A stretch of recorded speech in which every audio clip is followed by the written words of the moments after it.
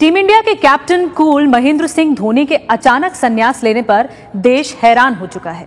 सबसे बड़ा सवाल अब उनके संन्यास लेने के बाद ये उठ रहा है कि आखिर धोनी ने संन्यास का ऐलान क्यों किया, इतनी जल्दबाजी क्या थी। अभी टेस्ट सीरीज खत्म नहीं हुई है ऑस्ट्रेलिया के खिलाफ, तो ऐसे में एक मैच बचे होने के बावजूद भी धोनी ने तीसरे टेस्ट मैच के बाद आखिर क्यों संन्यास ले लिया। अब हैरान करने वाला खुलासा भी सामने आया है। इंडियन एक्सप्रेस के हवाले से जो खबर सामने आई है उसके मुताबिक धोनी पिछले कुछ हफ्तों से संन्यास लेने के संकेत दे रहे थे।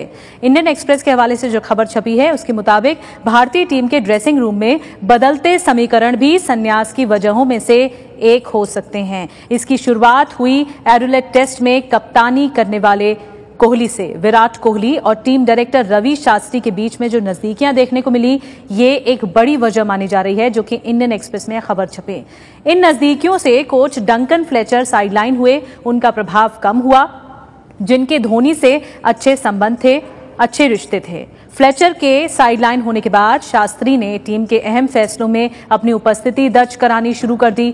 और फिर रवि शास्त्री और कोहली के बीच में जो नजदीकियां देखी गई, माना जा रहा है, ऐसा समझा जा रहा है कि धोनी ने इन्हीं नजदीकियों की वजह से धोनी के मन में यह आभास हुआ कि उन्हें अब टेस्ट क्रिकेट से संन्यास ले लेना चाहिए। ये तो बड़ी वजहें सामने आ रही हैं, लेकिन कल बिशन सिंह बेदी भी ये कह रहे थे कि ऐसा सामान्य घटना हुई है, ऐसा लगता नहीं है, ये सामान्य फैसला नहीं है, कोई ना कोई दबाव जरूर है, लेकिन पीछे की वजह अब तक सामने नहीं आई है। जीएस विवेक हमारे साथ मौजूद हैं। विवेक, कल बिशन सिंह बेदी भी ये कह रहे थे कि ये सामान्य फैसला नहीं है, ऐसा हजम करना मुश्किल है कि धोनी ने अचानक से इसका फैसला कर लिया हो। लेकिन जो इंडियन एक्सप्रेस में खबर पर वजह छपी है, ऐसे में क्या लगता है कि वाकई ये बात होगी? देखिए निधि की महेंद्र सिंह धोनी का डिसीजन तीसरे टेस्ट मैच के बाद संन्यास लेने का, वो उनका ऐसा इसी तरह की उनसे उम्मीद भी की जा सकती थी कि वो कभी भी वो ऐसा संन्यास ले सकते थे जब किसी को समझ में नहीं आ रहा था कि वो क्यों लेंगे और ऐसा क्यों कर रहे हैं। महेंद्र सिंह धोनी ये रहा है कि ये सीरीज अब खत्म हो चुका है। वो एक सीरीज के लिए कप्तान बनाए गए थे। सीरीज सही मायने में कल खत्म हो चुका था जब भारत ने मेलबर्न का टेस्ट मैच ड्रॉ किया था और भारत वो सीरीज 2-0 से हार गया था। लेकिन बहुत टाइम से महेंद्र सिंह धोनी को, खास तौर पे जब से बीसीसीआई ने रवि शास्त्री को टीम डायरेक्टर के बतौर टीम डायरेक्टर को उनको अपॉइंट किया गया था, तब से महेंद्र सिंह धोनी बहुत ज्यादा खुश नहीं थे। और इस बात का उन्होंने जिक्र पहले भी एक प्रेस कॉन्फ्रेंस में किया था जब उन्होंने कहा था कि Duncan Fletcher is the boss, जिसके बाद बीसीसीआई की तरफ से काफी बयानबाजी भी हुई थी। उन्होंने कहा था कि नहीं, रवि शास्त्री जो है वो टीम डायरेक्टर है और वो सबके बॉस है। और तब उस बात को आया था कि नहीं, सब कुछ ठीक है रवि शास्त्री और महेंद्र सिंह धोनी के बाद। महेंद्र सिंह धोनी को जब चोट लगी और श्रीलंका के खिलाफ जो वनडे सीरीज में विराट कोहली ने भारत की कप्तानी करी, उसके बाद से ये सारा का सारा समीकरण जो है थोड़ा सा चेंज होना शुरू हुआ। रवि शास्त्री और विराट कोहली के जो एक रिलेशनशिप बन गया था, उसके बाद उनको काफी एंकरेज किया गया। विराट कोहली ने खास तौर पर नंबर 3 न खेल के नंबर 4 खेलने के लिए आए वनडे सीरीज में, और ये सब चीजें धीरे धीरे बदलने लगी।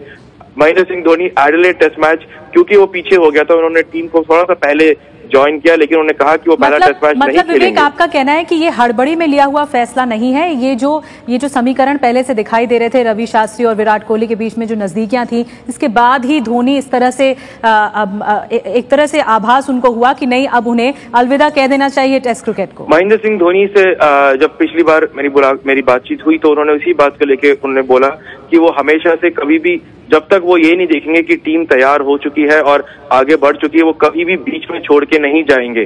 तो आज जैसी बातें हो रही हैं कि क्या उन्होंने सीरीज को बीच में छोड़ा, महेंद्र सिंह धोनी के दिमाग में ये चल रहा था कि सीरीज को उन्होंने बीच में नहीं छोड़ा, सीरीज उन्होंने पूरा किया है। और पूरा करने का उनका हमेशा से तर्क ये रहा है कि सीरीज कल मेलबर्न टेस्ट के ड्रॉ के बाद सीरीज तय हो चुकी है। और इस एडिलेड टेस्ट में जब विराट कोहली ने पहले टेस्ट मैच में कप्तानी करी और उन्होंने करण शर्मा को प्रमोट करना चाहा और बोला कि वो करण शर्मा को खिलाएंगे, रवि शास्त्री ने उनके फैसले का पूरा जो है सपोर्ट किया, तो तब महेंद्र सिंह धोनी को ये चीज समझ में आया और ये चीज का जहन हुआ कि इस पूरा ड्रेसिंग रूम जो है वो अब तैयार है और एक बहुत अच्छा रिलेशनशिप बन चुका है रवि शास्त्री और विराट कोहली के बीच। और विराट कोहली अपने आप को आगे from the front as an example, जैसे महेंद्र सिंह धोनी खुद करते थे, उन्होंने लीड करना शुरू कर दिया है। तो तब से उनके दिमाग में चल रहा था और यही वजह है कि वो बार बार अपने अलग अंदाज में जब छोटे छोटे हिंट्स वो जरूर ड्रॉप करते थे। और कल जब मेलबर्न टेस्ट का मैच ड्रॉ हो गया और सीरीज तय हो गया, तब उन्होंने ये डिसीजन सबको बताया। विवेक, आपके पास मैं लौटूंगी और चर्चा के लिए इस वक्त हमारे साथ खेल पत्रकार गौतम भट्टाचार्य जी मौजूद हैं। गौतम, क्या आपको भी लगता है जो इंडियन एक्सप्रेस के हवाले से खबर छपी है कि ये बड़ी वजह हो सकती है कि जो नजदीकियां रवि शास्त्री और विराट कोहली के बीच में देखने को मिली, डंकन फ्लेचर को साइडलाइन किया गया, इस वजह से धोनी पर ये एक दबाव था कि उन्हें अब टेस्ट क्रिकेट को अलविदा कहना चाहिए और कॉन्सेंट्रेट करना चाहिए वनडे क्रिकेट पर? देखिए, ये तो मेन रीजन हो नहीं सकता है, पर काफी रीजन है। उसके मतलब ये एक होगा कि ये धोनी को पता चला कि ड्रेसिंग रूम में कोई अलग सा कल्चर पैदा हो गया जो विराट कोहली और रवि शास्त्री मिलकर किया।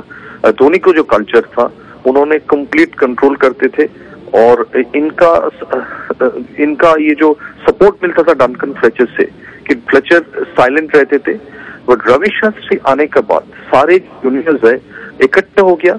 और वो रवि शास्त्री मैंने देखा वो ब्रिस्बेन में भी वो टेस्ट मैच हारने का बाद भी रवि शास्त्री अश्विन के साथ बात कर रहे थे, मुरली विजय से, पुजारा से, ऐसा लगता था कि वही टीम का कप्तान है, कि वही टीम का बॉस है।